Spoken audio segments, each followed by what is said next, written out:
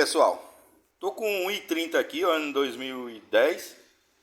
Ele tava com bastante barulho na suspensão, mas esse carro veio mais pra cá porque ele quebrou o amortecedor do lado esquerdo, entendeu?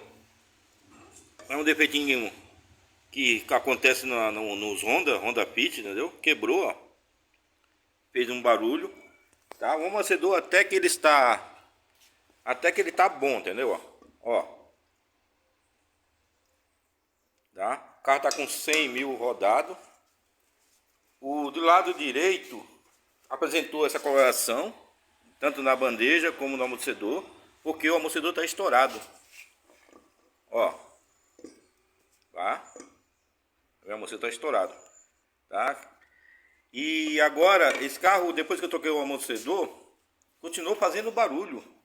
Mas eu vendo aqui, ó, a bucha, ó, vou até... Continua fazendo barulho, a bucha está estourada. Vou substituir as duas buchas da bandeja. Aqui desse lado também a mesma coisa, ó. Até para escutar o barulho, ó. Está estourada também a bucha, vai ser substituída duas buchas. E aqui também a bucha central da barra estabilizadora, ó. Ela está estourada. É, tudo peça original ainda do carro ainda, tá vendo?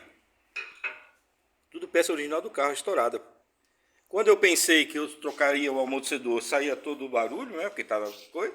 Pus o amortecedor, fui fazer o teste de rodagem e o carro apresentou ainda muito barulho. Nem parece que foi substituído os amortecedores, entendeu? Ó, amortecedor trocado, apresentou muito barulho. Tá aí, uma suspensão de um i30 desmontado. Por que desmontei a suspensão?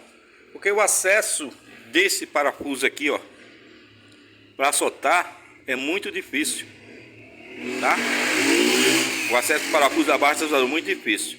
E desse jeito aqui, o acesso também para soltar o parafuso da bandeja também fica muito mais fácil. Porque esse carro é seguro por o coxinho do amortecedor, esse quadro, o coxinho do quadro do motor e o coxinho do câmbio aqui, ó.